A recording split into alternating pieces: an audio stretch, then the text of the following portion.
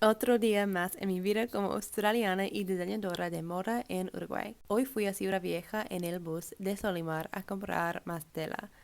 Sé que hay otras tiendas más cerca, pero ML Telas es mi favorita para telas estampadas, satén y lurex. Y las mujeres son tan amables conmigo. Estaba buscando algo como esta foto de Pinterest y esas fueron las opciones que encontré. Tomé fotos de todas las telas y luego caminé a Starbucks para sentarme y enviarle un mensaje a mi cliente. Le envié todas las fotos y pedí un café mientras esperaba que ella eligiera.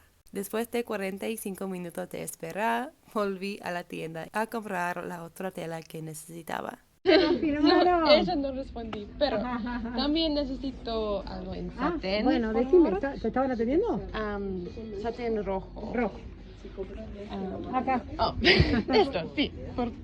No sé con las flores si ella no le gustan o Oh, no, no. no sé. Pero Todavía no confirmaron. sí, pero hoy necesito el rojo, así Bueno. que está bien.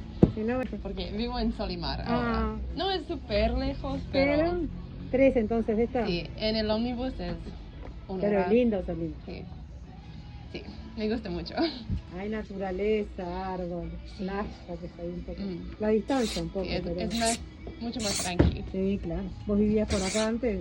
Sí, en Pocitos y fue sí. Ay, claro. También Es lindo, lindo. pero diferente. Sí, es otra cosa. Más caro también. Sí, claro, todo. Compré la satén rojo y luego caminé 10 metros hasta la mercería de la esquina. Solo había una señora ahí, pero ella se estaba tomando su tiempo.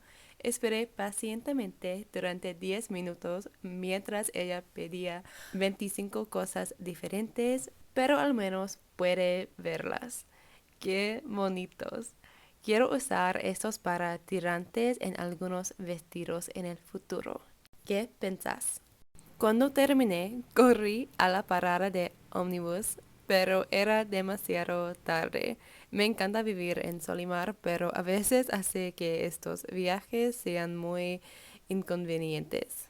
Pero estoy en casa ahora y puedo mostrarte lo que compré mañana. Chao.